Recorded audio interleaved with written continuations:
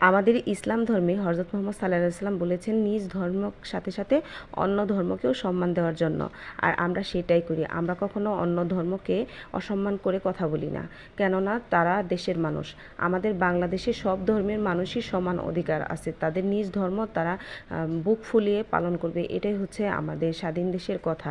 তারপরেও কিছু কিছু খবরে দেখতেছি আমরা আমাদের বাঙালিরা নাকি অন্য ধর্মকে সম্মান দেয় না।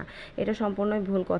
আমাদের ইসলাম ধর্মের আলেমরা মৌলানারা গিয়ে গিয়ে কিন্তু মন্দিরগুলা পাহারা দিচ্ছে যাতে কোনোভাবেই দেশে অশান্তি সৃষ্টি না হয়, কিন্তু তারপরেও দেশে বিভিন্ন জায়গায় নানান ঘটনা ঘটতেছে।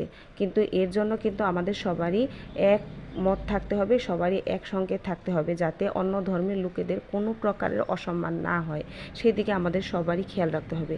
ছোটোর থেকে বড় হয়েছি বিভিন্ন হিন্দু ধর্মের লোকেদের সাথে, পড়াশোনা করেছি।